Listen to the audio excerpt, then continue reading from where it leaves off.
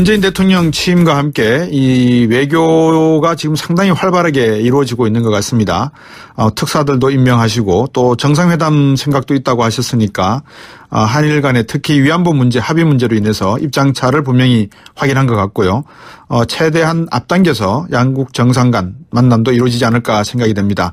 동북아 정치 한일관계 전문가시죠. 세종대학교 호사카 유지 교수님과 함께 문재인 정부 시대 한일관계 조망해 보겠습니다. 안녕하십니까 교수님. 예, 안녕하십니까. 예. 자, 우리 국민 대다수가 위안부 합의를 정서상 수행하지 못한다. 어제 네. 문재인 대통령의 전화통화 내용 아닙니까? 네. 어떻게 들으셨습니까?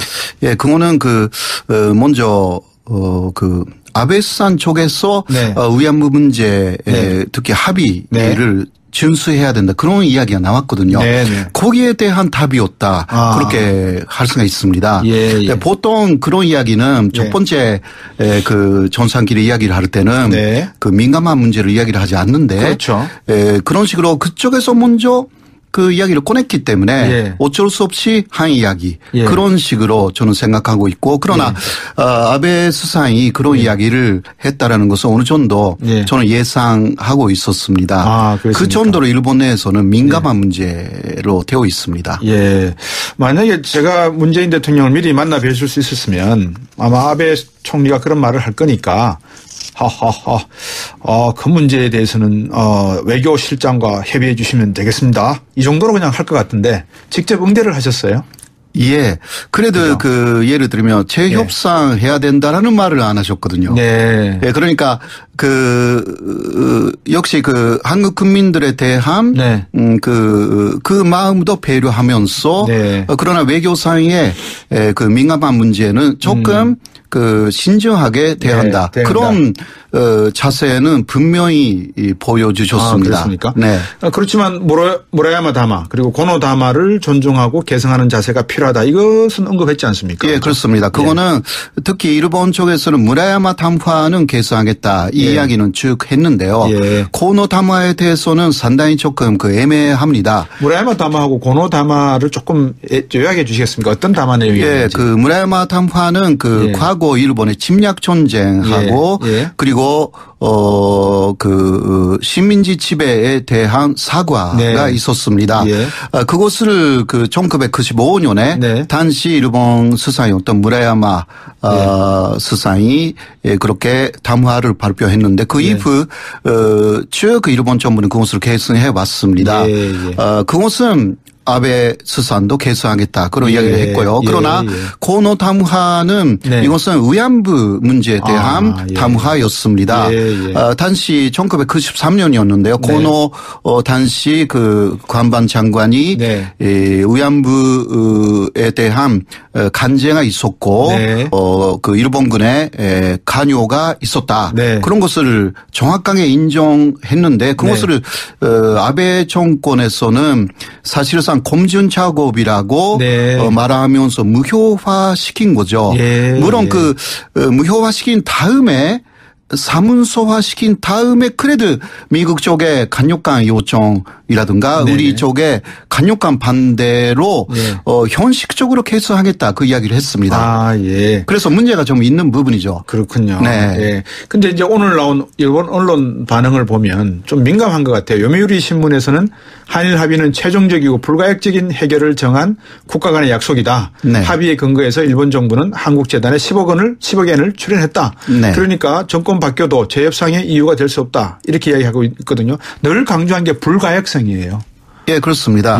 그러나 불가역하다라는 이야기는 되돌아갈 수 없다. 일본 쪽에서 요구한 게 아닙니다. 그렇습니까? 그거는 한국 쪽에서 요구한 단어입니다. 일본 쪽에서는 최종적인 합의다. 이것을 요구했는데요.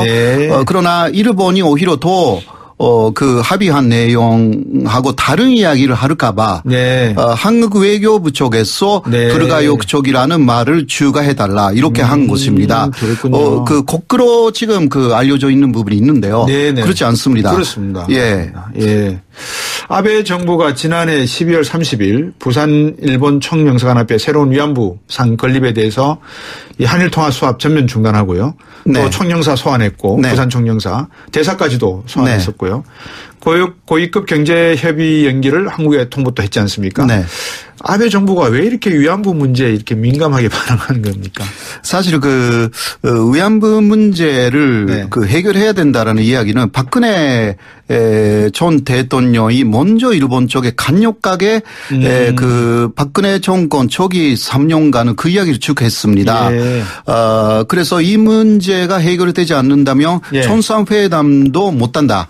이런 그 스탄스가 사실 박근혜 전 정부. 대통령의 예. 스탄스였습니다. 근데 지금은 그게 바뀐 것입니다. 오히려 위안부 합의를 지키지 않으면 그 저번에는 그 나가미네 일본 대사를 예. 고의 소환 그렇죠. 했고 예. 뭐 굉장히 그 오랫동안 일본에 머물고 80일 동안 있었습니다. 예, 있었습니다. 예. 네, 돌아온 이유도 예. 이거는 위안부 문제라기보다 예. 미국이 이 북한을 선제 공격할 의료가 있다. 그렇죠. 예, 그 이유를 내세워 가지고 예. 그럴 경우는 한국에 있는 일본 사람들을 맞습니다. 어떻게 대피시키느냐 이런 것 때문에 그 사태를 지켜봐야 되니까 돌아온 예. 것입니다. 예. 그리고 또 말씀드리면요. 예. 그 아베 수상이 즉 그 한일 위안부 합의 이후에 한 이야기가 있습니다. 그거는 그 합의는 자신이 사실상 주도했다. 네. 그러니까 위안부 합의가 무너진다면 네. 이게 더 파기가 된다라든가 예. 뭐 재협상이라든가 그렇게 된다면 예. 그 아베 신조 수상의 입장도 대단히 어려워진다라는 것을 스스로 말하고 다녔습니다. 아, 그랬군요. 일본 내에서도 이런 그 보도가 많이 있기 때문에 그래서 지금 아베 수상은 네. 그 사실상 자신이 지도했다라는 면에서 네. 이런 아주 조바심이 있는 거죠. 그렇군요. 예, 한국 쪽에서 진짜 재협상 이야기가 나오면 이게 네. 그 자신의 장기 집권도 이게 어떻게 될지 모르는 상황. 일본 내에서도 일본 야당 쪽에 그러한 그 권세가 시작된다라는 것을 생각하는 것입니다. 예. 당초 아베 총리가 부인의 스캔들로 인해서 상당히 좀 곤욕스러운 상황이 있을 때 한국에 탄핵 사태가 일어나고 하면서 약간 좀 비껴나갈 수 있는 여지를 우리나라에서 좀 얻었지 않습니까? 근데 이제 우리나라 쪽에서 탄핵 정국이 해소가 되면서 새 정부가 들어서니까 곧바로 위안부 재협상 문제를 끄집어내기 때문에 좀 아베는 긴장할 수밖에 없다. 그렇습니다. 극우 세력들의 지지를 받고 있는 아베 정부의 장기 집권에도 영향을 미칠 수 있다 이렇게 보는 거군요. 예, 극우파들이 더 이번에 그러니까 위안부 합의 그 2015년 12월에 그거는 외교적인 성과는 있었다 이렇게 일본 극우파들도 인정합니다. 그러나 사실상 사과도 했고 일본 쪽에 그 책임도 어느 정도 인정했기 때문에 그것으로 인해서 그 일본의 명예를 실추시켰다고 그 일본의 극우파 그리고 아베 신조의 측근들은 오히려 지금도 반대하는 목소리가 있는 것입니다. 거기에다가 재협상 이야기가 여기서 강력하게 나온다면 아베의 입장이 상당히 어려워질 것입니다. 예, 그렇군요. 교수님은 어떻게 보세요? 이 문제에 대해서 재협상 가능하다고 보세요? 지금 일본은 그 계속 반대를 하지 않습니까? 근데 그러나 이 내용 자체가 저도 뭐 외교부의 많은 분들한테 이야기를 들었지만 먼저 위안부 피해자 할머니 분들의 이야기를 전혀 듣지 않았습니다. 그런 문제가 좀 있고요. 우리나라 정부에서 소홀히 했죠.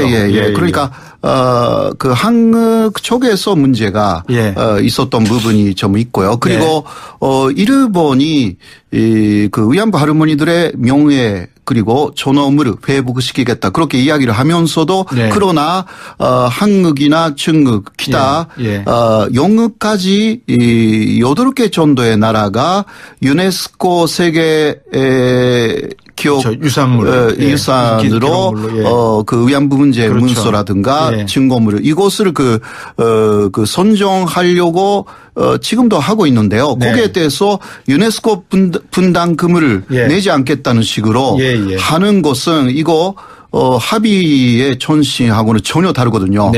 그러니까 모든 면에서 이게 그 한국 정부하고 일본 정부가 그때 예. 어떤 합의를 했는가라는 것은 아무래도 검증해야 되는 것입니다. 예. 재협상하기 이전에 네. 그 재협상할 수 있는 전단성이 있는가 네. 이것을 먼저 네. 우리 정부 쪽에서 네. 그 거기에 관여했던 분들을 모두 그 인터뷰하거나 네. 네. 물론 이것은 공개적으로 하면 일본적으로 네. 너무 자극하니까 예. 비밀적으로도 막 일본이 그 코너 담화를 무효화시켰을 때 네네. 공개적으로 안 했거든요. 네네. 예, 네. 그런 방식을 그렇군요. 우리가 그 좀 뭐라 할까 막 벤치마킹 한다 뭐 하면 좀 이상하지만 그 쭉 검증 조사를 할 필요는 정말 있습니다.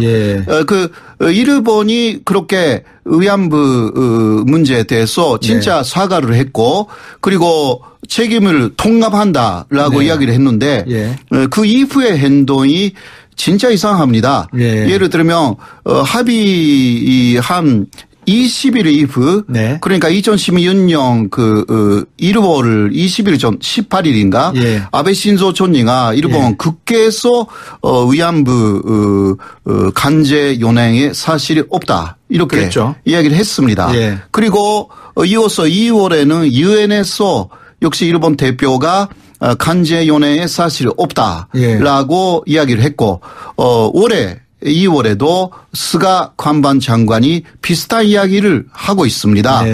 그렇게 하면서도 우리 한국 정부에게는 위안부 합의의 이행을 계속 그 요구하는 것입니다.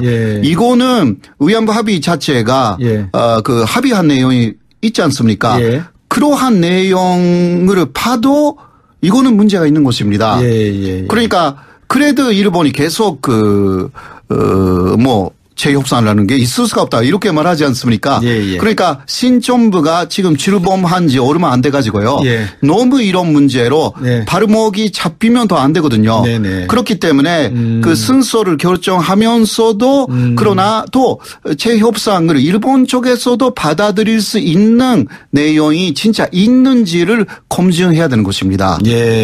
그러니까 우리 호사카 유지 교수님 말씀을 들으면 일단 이 정부가 신정부가 들어서서 해결될 문제 중에 위안부 문제의 재협의 문제가 있는 것은 인정을 하는데 이게 한국 정부에 산재해 있는 수많은 외교 문제 중에서 어느 정도 우선순위에 놓여 있는지를 먼저 확인한 다음에 한일 관계, 한미 관계, 한중 관계의 중요성에 견주어서 그 중요성이 있다 하더라도 좀 물 밑에서 작업을 해야 될 필요성이 있는 부분만큼은 좀 조용하게 이루어지고 난 다음에 결정적인 단서가 나오고 이면 합의에 대한 문제가 나오면 그때 이거를 본격적으로 우선순위에 내서 논의하는 것도 하나의 전략상으로 나쁘지 않다 이 말씀이신 거죠.